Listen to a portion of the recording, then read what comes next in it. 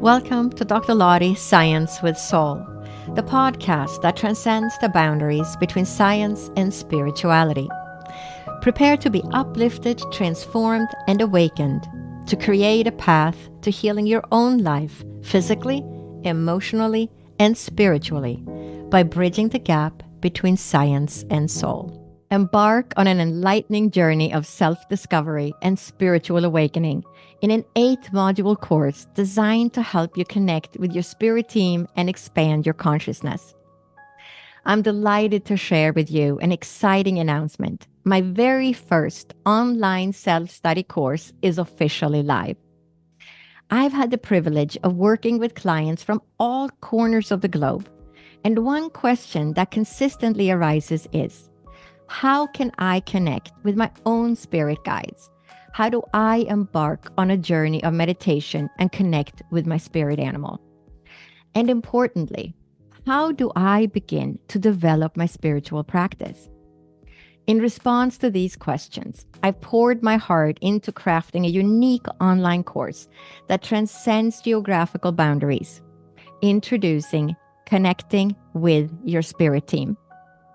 This course isn't just about gaining knowledge. It's about unlocking the door, the profound spiritual experiences wherever you may be in the world. If you're looking to explore the realms of spirituality, this course is designed to meet you exactly where you are. Are you ready to embark on a journey of self-discovery and spiritual awakening?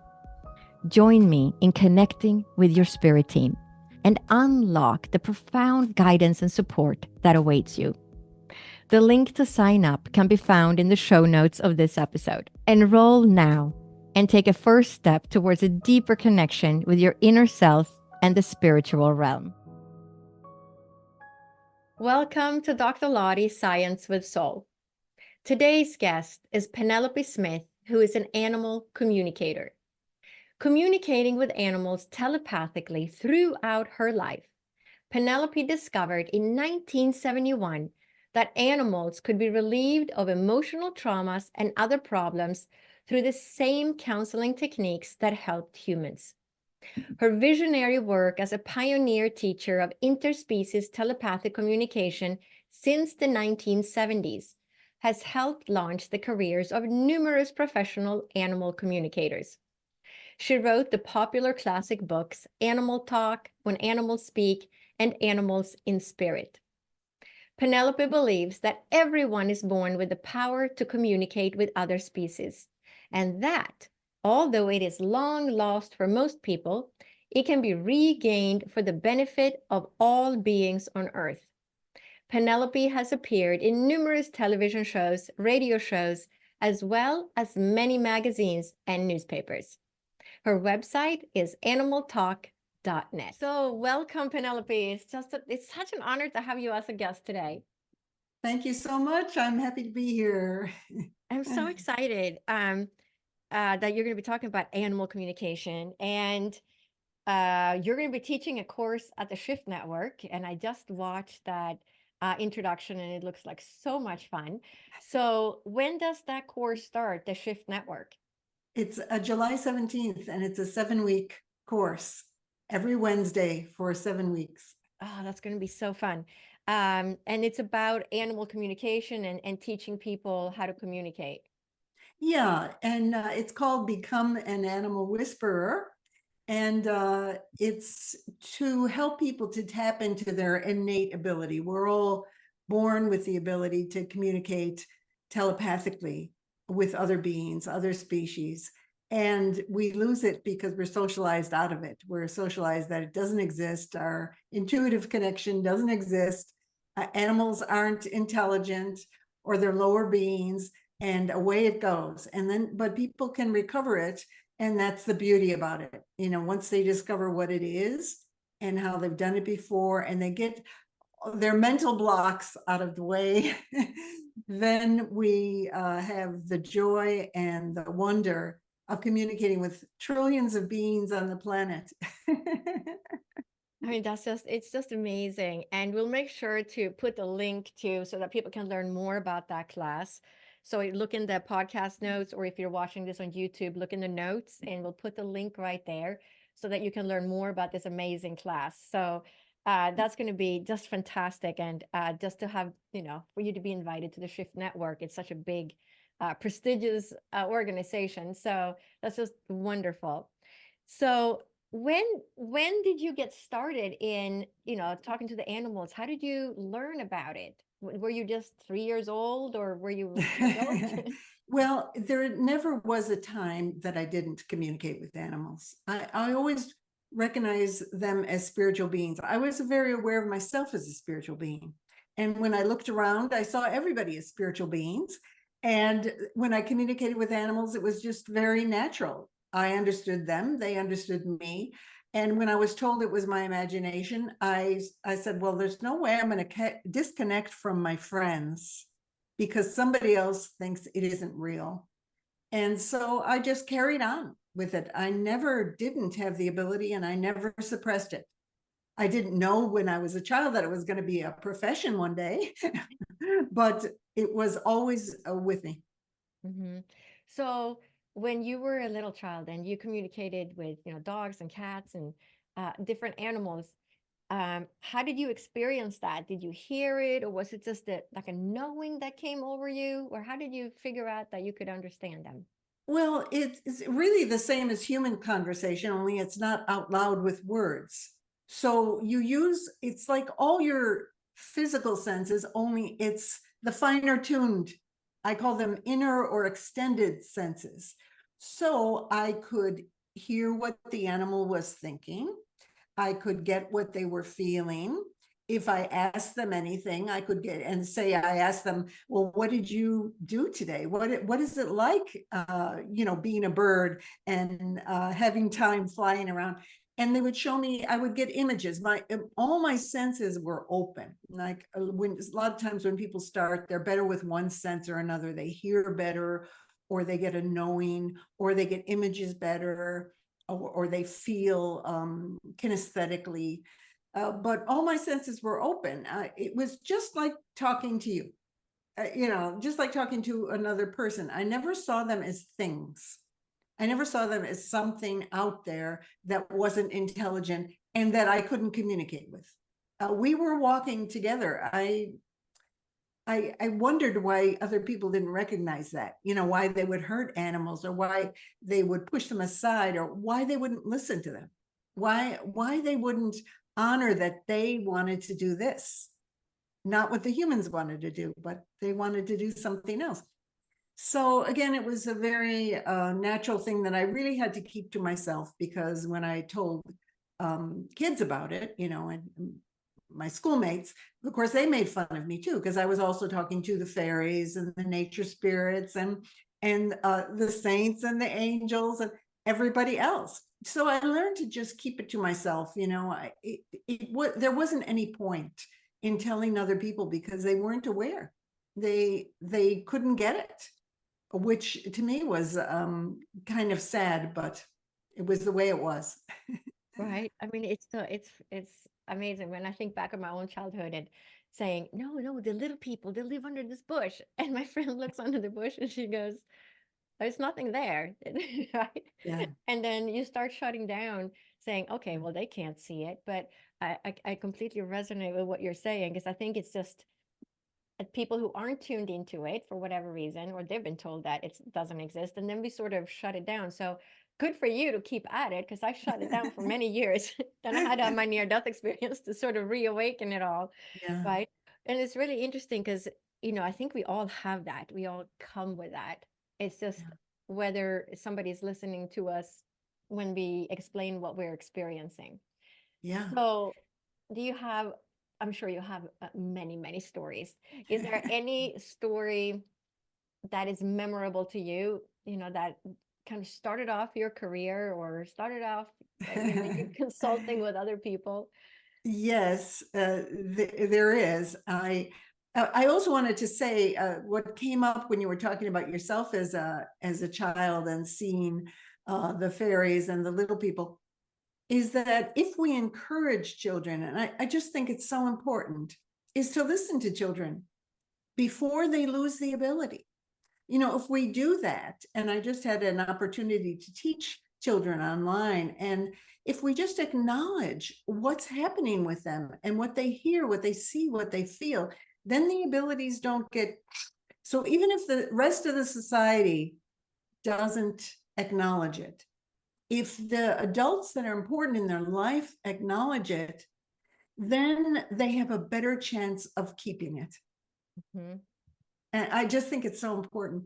So to answer your question about how did it all start as far as being an animal communicator, so my sort of mission in life was to help enlighten people. I saw they didn't know who they were. So I said, okay, I'm going to find a path where I can help them.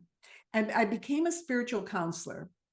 And I really enjoyed that because people got rid of the traumas and the blocks and the emotional charges that inhibited them from really expanding as a spiritual being, seeing who they were, enjoying life more. And I really enjoyed that. And what happened was I was living with other people, sharing an apartment with other people. And one person had to leave town and she left her cat. Her cat, whose name was Peaches, was very, very sweet, but she was very scared. She was scared of everybody except me. And so she became my cat. Everybody else she'd like run away from. And she also was very afraid of other cats. She got to go out and she was picked on by other cats, but she loved going outside. So I didn't stop her from going outside. She could come and go. And then one day she came in and she had this huge open wound on her back. She was obviously bitten by another cat. And so I did the usual things of cleaning it and thinking it was going to, quickly heal. And Peaches kept scratching it open. No matter what I did, she'd scratch it open. And pretty soon her hair was falling out and the wound was getting bigger. And so I went, you know what? I got to find out what's going on with her. And so I decided I would just apply the counseling techniques that I knew worked for trauma with people to Peaches. So I sat her down, or she sat down across from me, and I just started asking her about it. And I said, Peaches, tell me about what happened and how you feel.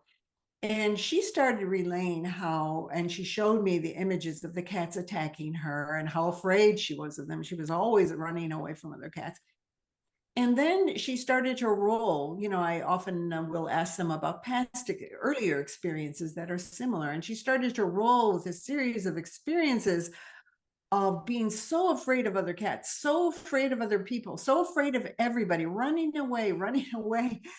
And she just kind of, all this emotion just kind of rolled out. And I could feel her releasing tremendous emotional charge. And so then we got to the place where she realized that she was keeping her wound open in order to keep everybody away from her. She said, if I'm really ugly, everybody will stay away from me and I'll be safe. She was so afraid of everybody that this was her way. Well, I'll keep scratching it. I'll be so ugly. And in fact, my roommates were saying to me, you got to do something about that cat. She's really looking awful. So then Peaches just went to sleep. This might have been 20 minutes, a half an hour session. She went to sleep. And the next day she was a completely different cat. It was like a miracle. Not only was her wound visibly starting to heal, closing, and she stopped scratching, but she was completely different. The way she acted with my roommates, she was friendly. She was rubbing up to people. Everybody was going, whoa, did you slip in a different cat? And within about a week, the hair was growing back. The wound was hardly there at all.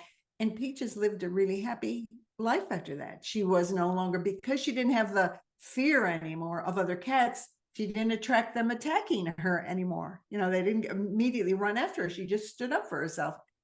And that was it. I looked at that and I went, whoa, a 20-minute session, and we have a complete change in behavior, in attitude towards life, in a way of living. It was all really obvious, not only to me, but to everybody around me. And I went, oh, wow, I got to check this out. Because I mean, you sit with people for many hours to get a result like that in counseling. And so I started doing consultations with other animals, just as I wanted to see what it would be. I didn't charge anybody for it. People found out I was doing this and said, well, can you help me with the problem with my dog? And consistently, I got incredible results. I simply communicated with them. And again, if they had traumas or stresses, I would use the counseling technique. But most of the miracles came from simply understanding them, that their people now understood them, that the people no longer looked at them as this problem that they couldn't solve and didn't understand, but they opened up, and the people opened up, and I went, whoa, this is right up my alley. This is not only helping the animals, who I always loved. I mean, it was natural, not only helping them, because I mean, that was easy, but the people were changing. They were starting to get more aware of themselves as spiritual beings. They regarded all of nature as different. Everything changed in their attitude when they saw what happened with their animals. And I went, okay. And so I kept doing it. And eventually I started charging, and it became a profession. And I gradually shifted out of the people counseling and went into the animal work. And I was also learned holistic healing for humans, and all the techniques I learned for humans, I just applied to animals, and animals responded like this. It was so fast. They didn't have the blocks in the way. They didn't have the resistance. They didn't have the, this isn't going to work kind of thing. They just went, oh, you're going to help me? Okay. It was like, okay. And it became, it was so much fun. And then it just rolled, and people asked me to teach them. They asked me if I would write about it. And, I wrote my book, and I did classes, and people started learning, and it just rolled, it unfolded. And of course, it was part of my mission. And then for people to realize that animals were teachers and healers who were helping them in life was enormous breakthrough. So I went on every media I could. Of course, there was no internet. This was the 70s. And I went on radio, TV, magazines, newspapers. Most of the time, the people, they had no clue about it, and they ended up making fun of you. But it didn't matter, because I got out there. Mm-hmm. And so then, the animal clubs found out of me, horse clubs, cat clubs, dog clubs, and I ended up reaching lots of people, even with media that wasn't really favorable toward the subject and thought it was pretty crazy. But I just kept speaking, and I was fine with that, because they weren't aware, but there were people out there who were going to tune in and who were going to get it. And they would write to me or call me and just say, wow, I didn't know anybody else could communicate with animals. There were people that they had kept it hidden themselves.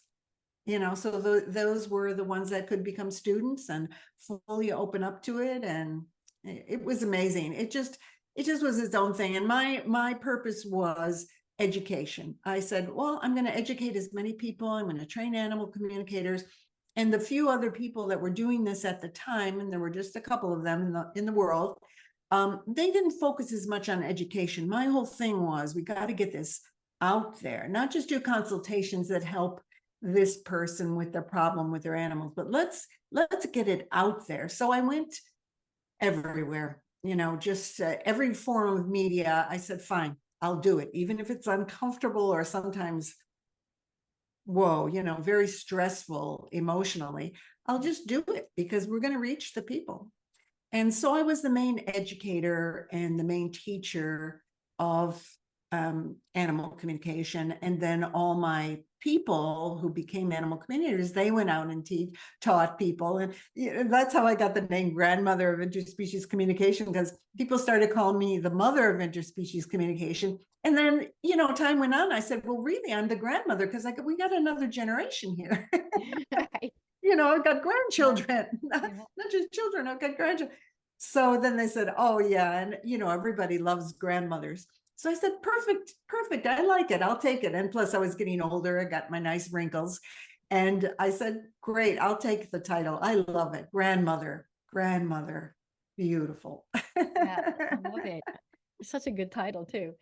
Right. And so now do you still work with animals, or like one-on-one consultations, or do you No, I haven't done private consultations in many years. I was too busy. Yeah. I was teaching, I was traveling around the world. I started a publication, Species Link magazine, and I was writing books. It just was obvious. And Spirit said to me, you got to drop the consultations. It was very hard because I loved my people, my clients. But I had other people trained, and I said, well, you can go to them. And they were like, oh, and I was like, oh. But it was the right thing. And I could feel it was just, I had to end it. It was more important that I be out there as sort of the missionary. Yes. than doing the one-on-one. I did many thousands of consultations and over the years, and I had huge wealth of experience to share, and this was just the way to go. So after that I didn't do, and occasionally do consultations, and I do them for certain sanctuaries and people and friends, of course. But no, it's if you do see, I was getting so many calls. I was getting like over 100 calls a week for consultations. It was just too much.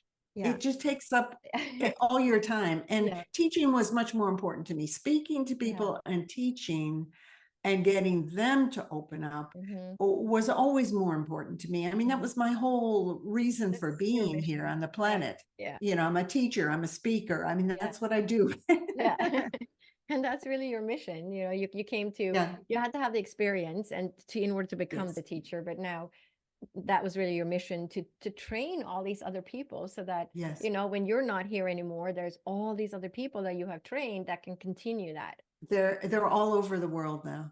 It's just so heartening. They're just so many hundreds and hundreds, maybe even thousands of animal communicators. And the whole point is we want to have anybody who wants this ability to be able to open up to it. So we need enough people out there teaching it, so that people can say, well, how do I do this? And people have their blocks. They have their socialized blocks that you need to get them through. So, I've been teaching for so many years. I know what all the blocks are. I know what people bring up, and I know how to help them through it. They have to help themselves. Obviously, it's not up to me, but I can help guide them. And when they're ready, they open, but there's so many things that people have been trained so mentally, and this is about the heart and soul.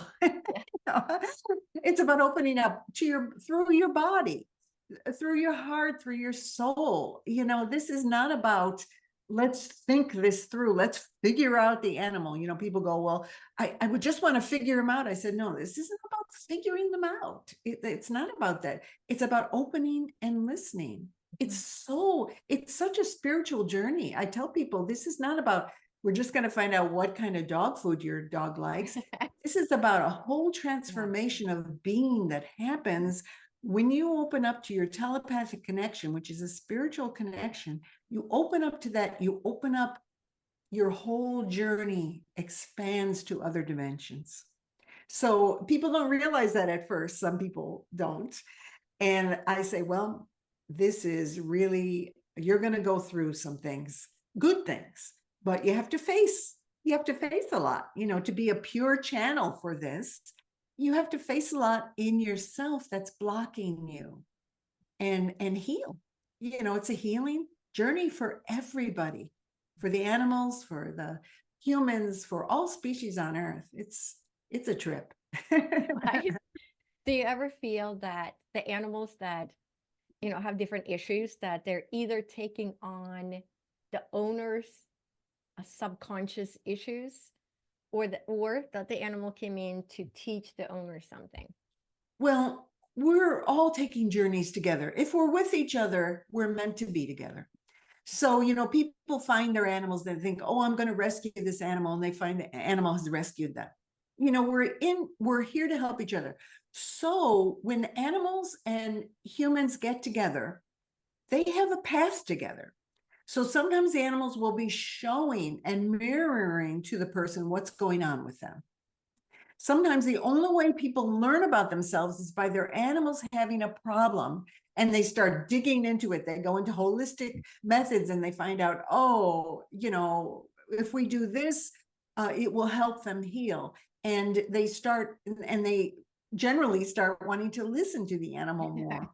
Okay, so I wouldn't, I would say animals have their own journeys, but we have a journey together, and we're here to learn from each other. And we all mirror to each other. You just can't help it. Sometimes people emphasize that a little bit too much, and they go, oh, the animals are taking this on. I said, you too, you decided long ago to be together. We travel in soul groups from life to life. You decided a long time to help each other. So you're going to reflect to each other what you need to do to help each other. Your dog is going to tell you you need more exercise, or your cat is going to sit and go meditate, or you won't make it.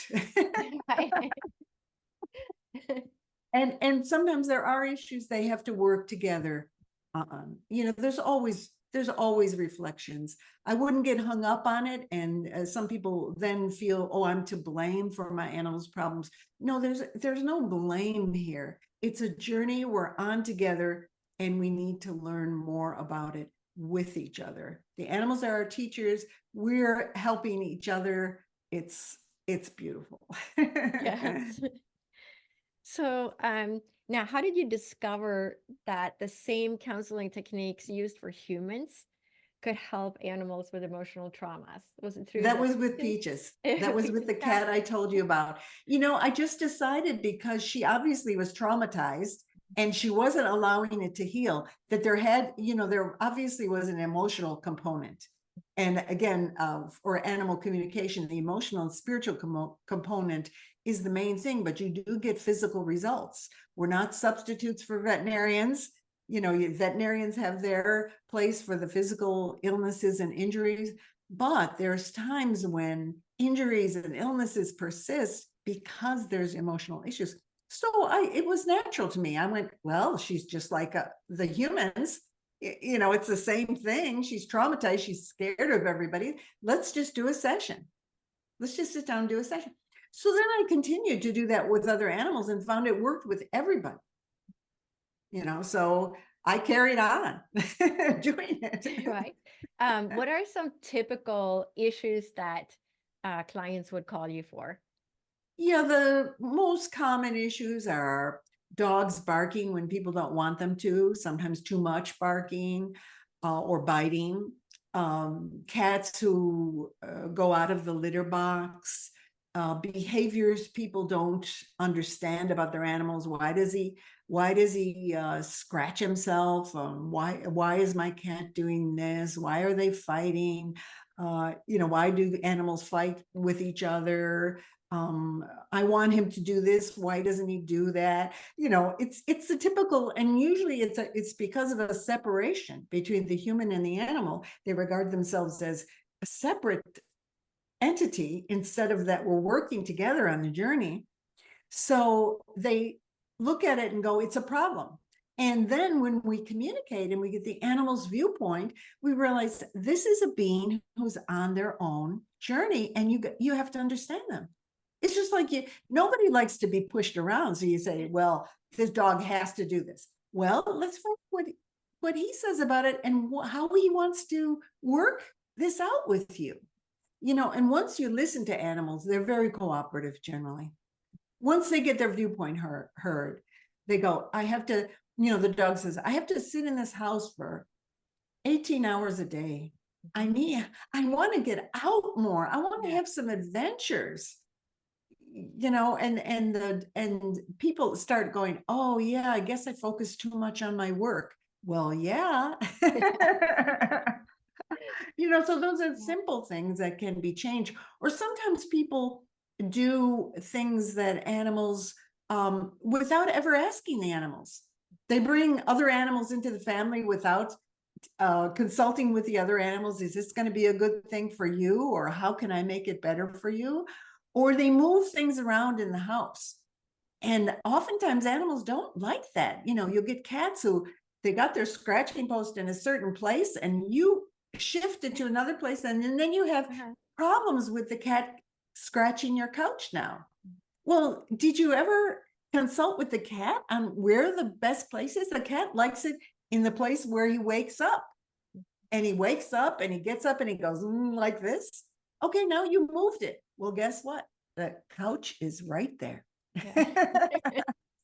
So, you know, simple things like that. And then we have the metaphysical things, you know, where people discover that once the people discovered what the animal's job is, that they're here to help in a certain thing, and the people get enlightened about it. They go, oh my gosh, now I see that he was trying to do this. So then all the tension and the stress goes away and the behavior changes.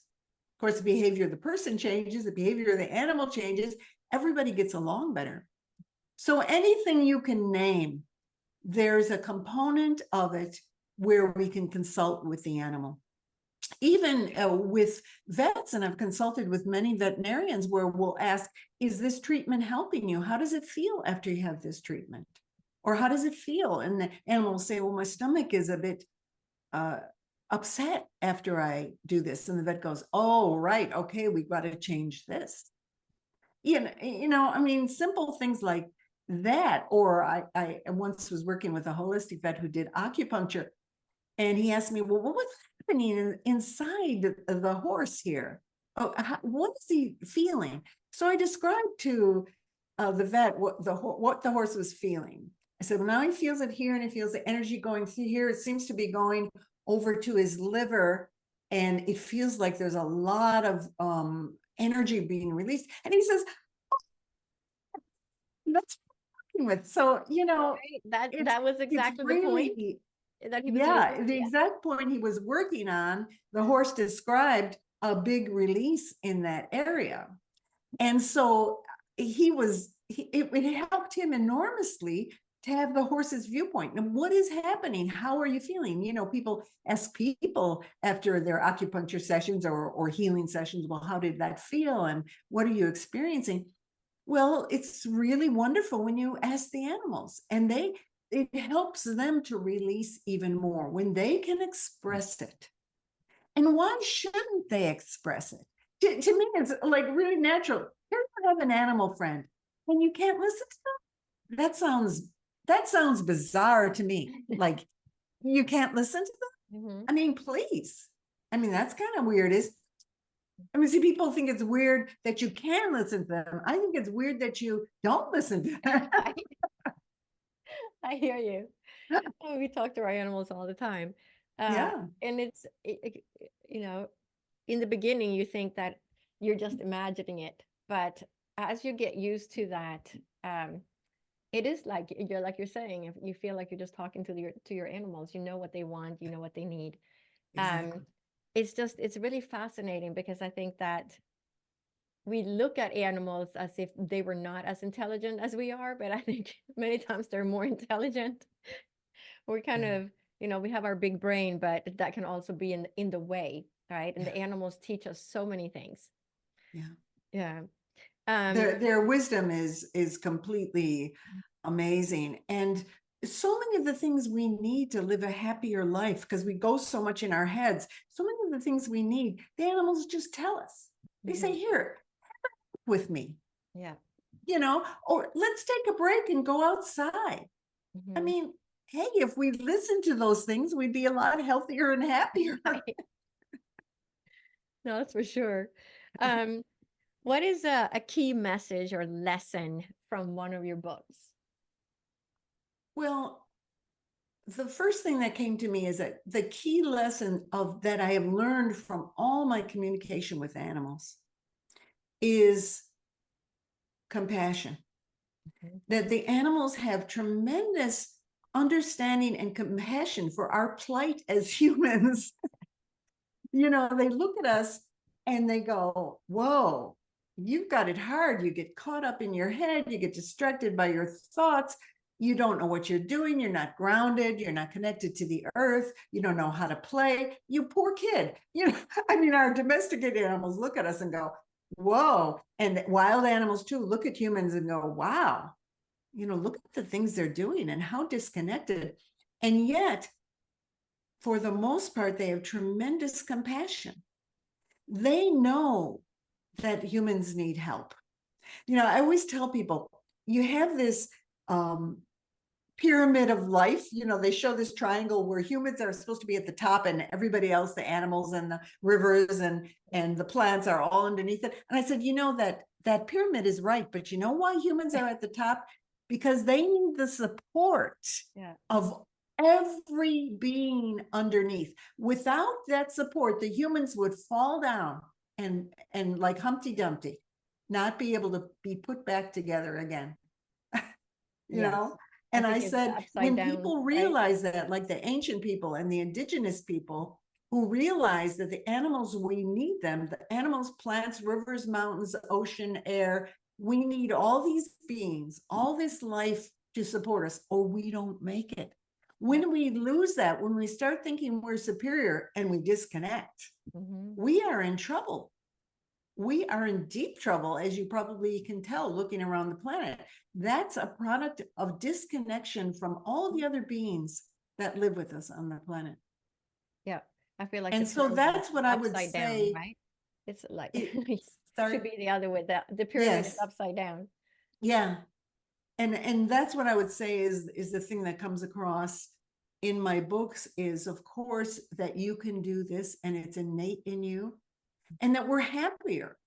You know, I think a lot of mental illness and stress and why people commit suicide is this feeling of they feel so alone. They feel so alone in this world, and that nobody's here to support them. And when you open up to telepathic communication with all of life, you realize, well, there's no such thing as not being supported. There's no such thing as not being alone. I'd like to mention something that happened to me on this that was very, it was so heartwarming to me. I was in a state, I was going through some very difficult spot in my life, and I was feeling a tremendous amount of grief. And I went out to my garden and I was crying. And suddenly I heard from the plants around me, we love you. We love you. And I could feel this tremendous love from them. We support you. We love you. Thank you for helping us. Because, of course, I'm a gardener. And they said, thank you for helping us. We love you. And I went, oh my gosh, I felt this tremendous surge of love. And frankly, it's there all the time for us. You know, and of course, my grief was lifted and I felt this love and support. And when people realize it's there all the time, from beings in this dimension and all dimensions and all the species and all the supposedly inanimate objects like the mountains and the rivers that aren't inanimate, they're all alive. We have all of that. And we can go to all these beings for solace. You know, sometimes we have a hard time with our fellow humans, and we can go to other beings for solace to help support us so that we can, again, come back with compassion to our fellow humans, and most of all to ourselves, you know, to love ourselves. So that was so endearing to me. And of course, I feel it all the time. I go out and I'm conscious of opening to that because it's so joyful. When I don't, if I just get in my head and I wander around in my head, well, then I lose it. You know, and if I just look around and open to it, I feel it again. So we can close off to it and not realize that all that beauty and love is always there for us. Yes. No, I mean, we're part of it. We Yeah. think that we're living on top of the earth. We're really part of the earth. That's how I look at it. Right? We're all entangled with each other. Did you Yeah. ever have um a communication with a wild animal? Like a wild animal came into your yard or Oh, uh yes. All the yeah. time. All the time. Give you an example that's coming up. A lot of people are very afraid of rattlesnakes, and for good reason, because they're venomous and you could get hurt and even die. And I find that the reptiles are so amazing. They're ancient beings. And so I always communicate with them. And when I first moved to the desert, of course, I knew there was going to be rattlesnakes here. And so I communicated to them. I said, well, I have my animals and I'm here. I do not want to trespass on your territory. Please always let me know. Always let me know. And I honor you. And, people in the area, they do not feel this way about rattlesnakes. There are people that shoot them. There are people that take a shovel and chop their heads off. I mean, it's horrendous. So I say, I have a big property and I have a wild area. And I say, I appreciate if you stay in the wild area and not come up to the house because, me and the critters, and I don't want to startle you. Well, one day I was walking in the yard with Pepito on our land, and I had put this netting around a plant to protect it from the rodents eating it. It was a newly planted plant, and I wanted to protect it. And I was looking at the plant, and I went, oh my gosh, I realized. And of course, then she started rattling. A rattlesnake was all entwined in the netting. And I went, oh my gosh, she's out here in the hot sun. She's going to die. And I went, and it's my fault. I put the netting up and I didn't know. I didn't realize that snakes could get caught in the netting. And so I right away, I had a plan. I took Pepito, my little dog. He's about 5 pounds, little long-haired Chihuahua. I took him back to the house. I just got everything I needed to do. Yes, I could have called the fire department, to help me, but I felt, no, I've got to save her now. I can't wait for anybody else. I've got to rescue the rattlesnake. And I feel very responsible. And I got everything I needed. I just went back. I got this metal container. It was the top of a waterer for the chickens that had a handle on the top. And I said, okay, I can put that over her head. And then I got scissors to cut. And I said, and I'll have a stick. I mean, Spirit was giving me all this. I'll have a stick in case she needs to strike. I'll put the stick in front of me so she can strike the stick. Now, rattlesnake people, and people know rattlesnakes, might have been horrified at all my thoughts, but I knew that we could do this. So I told the rattlesnake, I was approaching her. Of course, she started rattling and she's scared to death that I'm going to hurt her. So I explained to her, this is what I'm going to do. And I'm going to have to cover your head. And most of the netting was around the wider part of her body. I said, I'm going to have to cut this off and I'm not going to hurt you. And if you do need to strike, I have a stick for you to strike. Of course, rattlesnakes can strike, if you know the statistics, they can strike like 5 feet away from them, Here I am in normal clothes, the whole thing. But I was shaking, but I knew that everything was going to be okay. So I got her head and she's rattling inside this can. It's echoing. I got her under there. I'm cutting away the thing and her head starts coming out, which is not a real good thing. So I put the stick up and she struck it. I said, good. Thank you for striking the stick. I said, now I've got to put your head back under and I have to put it under tighter. I have to put it a little tighter so you can't get out. And she struck the stick a few times. And me, I'm like, oh, and I put it tighter, but I'm talking to her the whole time, mostly telepathically. And so, but she's scared.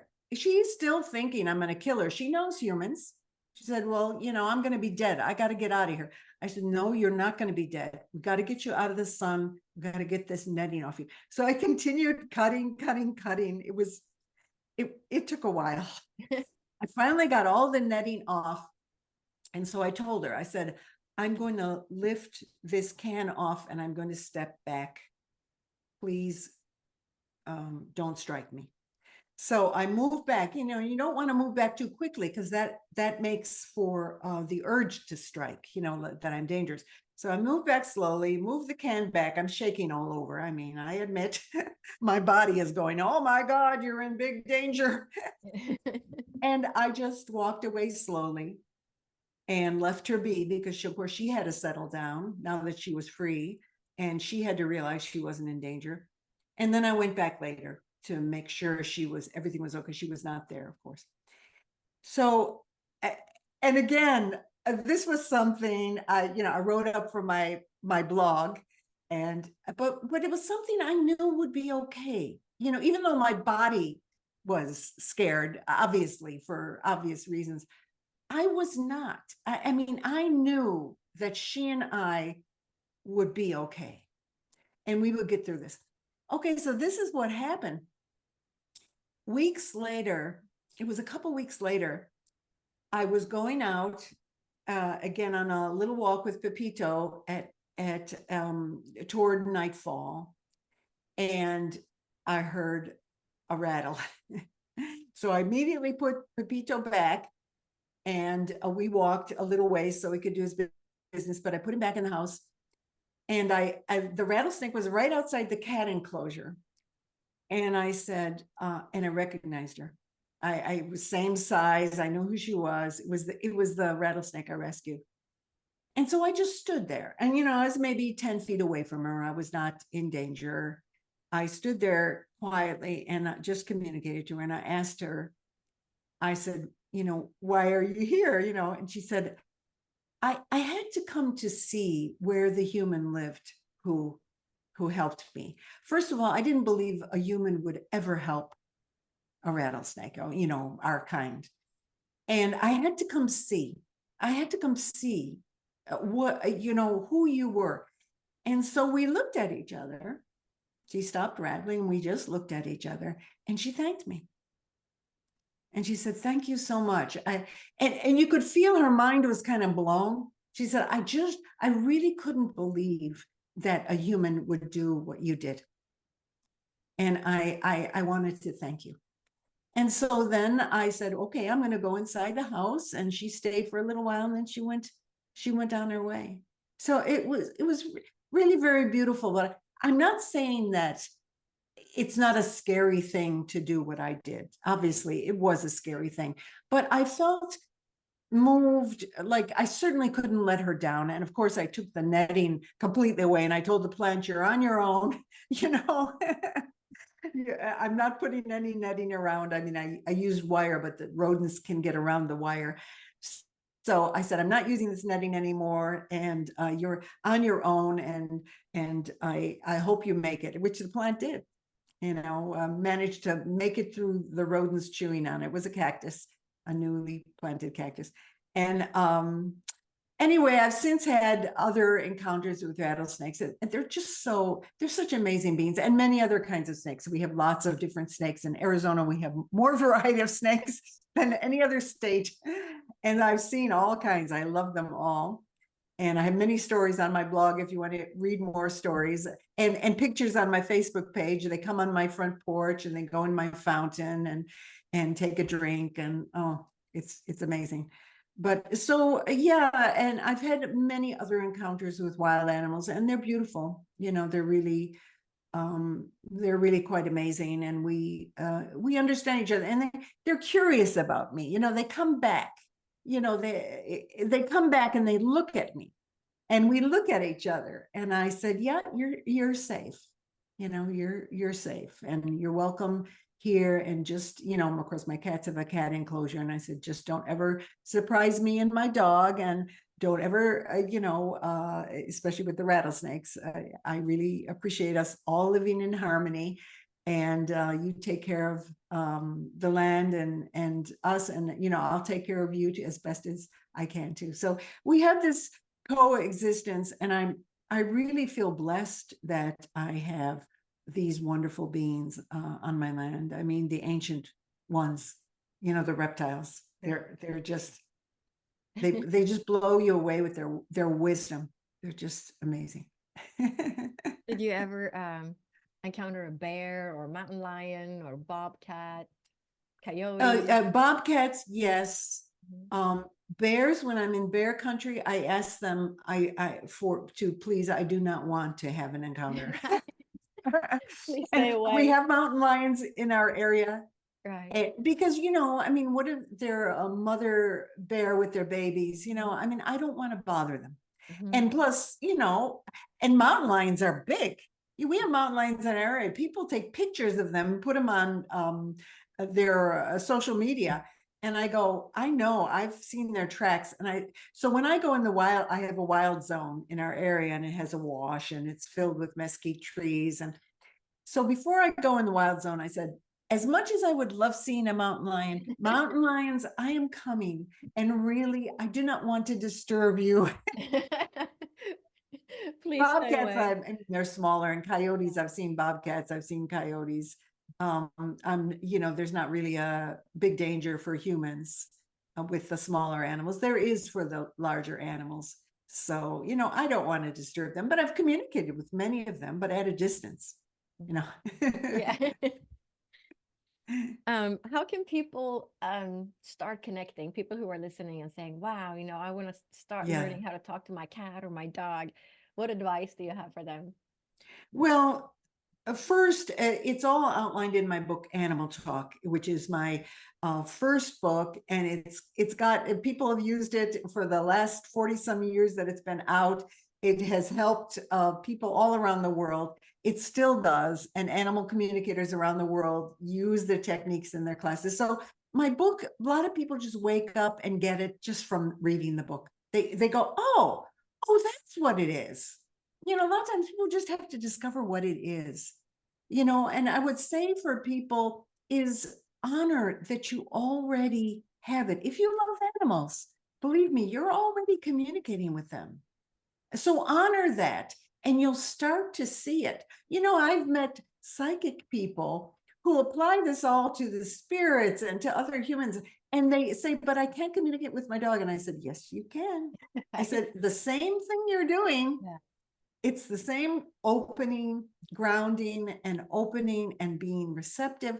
It's the same thing. It applies to all beings. It doesn't matter their species or whether you're in body or out of body, it applies.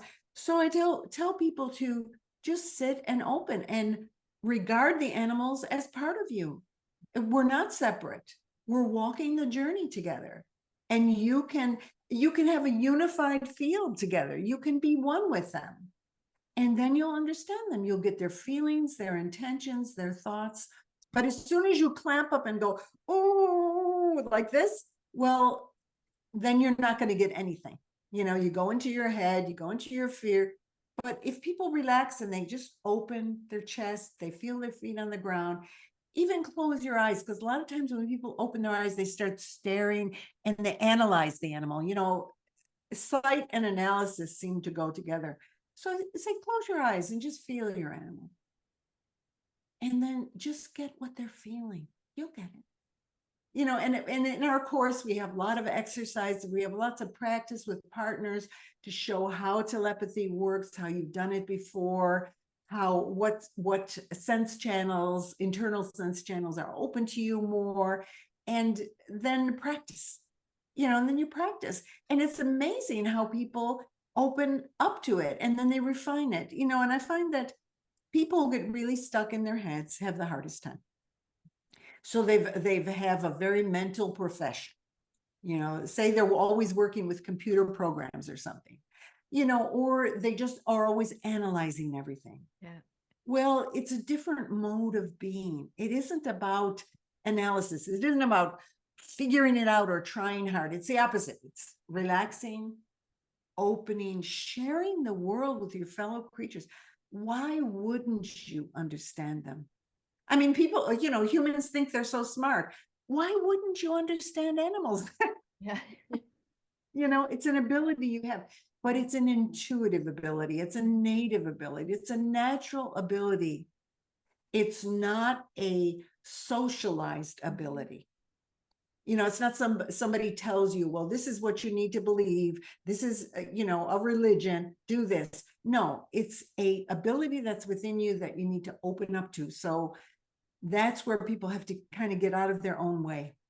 Yeah, it's very interesting because it's so similar to uh, working psychically or working mediumistically with people. Yes. And I used to teach mediumship, and I would always tell them, just pretend you're a 5-year-old at a birthday party, like just relax and have fun. Because as soon as we start trying too hard, it sort Yeah. of gets in the way. And just like you're saying, it's so much just relaxing into it and just believe that you can do it. Yes. Mhm. It's so important. The self-doubt is a crippler. So people keep saying the mantra, I can't do it, I can't do it, I can't do it. Well, guess what? Then you can't. Right. Get all this mental distractions need to be out of the way. I don't say you have to be blank, but you need to get to a quiet space, quiet enough that you can at least put your mental distractions aside. You can realize they're mental distractions and don't pay any attention to them. I don't pay attention to them. So like that story about with the snake, I don't pay attention to the fear that's saying, boy, you could get killed by the snake. Not at all. All I pay attention to is I'm right here with this fellow being that right now I need to help. And that's all that's here. That's all that's here. That's all that I'm focused on. So the same thing with the communication with animals. I'm here with my beautiful dog who has enormous feelings, thoughts about different things, and I'm now receptive to them. Mhm. I can now be receptive to them, and that's it. That's it. It's very simple. That's why people tend to make things difficult, and we have to get out of that mindset of difficulty. So I give people tools. I give them ways to approach it. I give them a lot of different ways to approach it. Then they can throw the tools away. They don't need them anymore because they're doing it. But I have found that since the 1970s, since I started teaching, I found people need tools. They need ways to approach it because this is not something they're accustomed to. They've clamped it down. So they need to rediscover it. So I give them tools. I give them ways to rediscover it. Then I say, throw the tools away. You don't need to do this anymore. You got it. It's natural, right as rain. Do you think I ever don't have ability to communicate with animals? Do you think it goes away? No, it doesn't go away. Once you got it, you got it. Then you just have to practice it and get better at it. And people have to learn the refinements of it. If you want to get better at it, you have to learn the difference between your own agendas and put those aside. So it's a spiritual journey. You grow, your ability grows. I love it. So you're going to be teaching about animal communication coming up at the Shift Network, and it starts July 17th. And we're going to put the link to that in the podcast notes as well. So definitely check that out. And my last question will be, what do you think is the meaning of life? Good one. Well, we're spiritual beings on a journey. And we're here to have fun and to learn and to relate to each other. We created a game a long, long time ago. As divine beings, as we're all a part of the divine, we created this game of forgetting and then remembering again.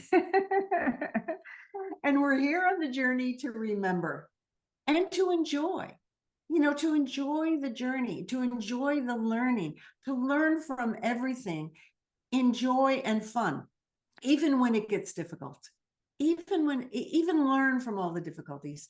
So I would say that's what it's about. And we're all in it together. We're here with the animals, the plants, the mountains, all our fellow humans, the air, and everything is alive. And we're all the same being. I understand. I know what you're saying. We're all just one in the end, right? We're all just connected, and we're just here on this journey. Yeah, and we come back to it. The more we come back to this feeling of oneness, the better we feel, the more fun life is. It's just more enjoyment. And that's what I say, when you learn telepathic communication with other species, your enjoyment level goes way up. And that's what it's about. We're not here to, life on Earth can be very difficult. Yeah. And we're here to get through it all and get as much out of it as we can. So we advance on our journey back to oneness, back to the full realization of our oneness and joy together, and our smiles. The big smile. We are the big smile. Well, it's been an honor to have you as a guest today, Penelope. So thank you so much for taking the time and sharing your wisdom with all the listeners. And it's a total joy being with you too. I feel our kinship with all life and with each other. Thank you.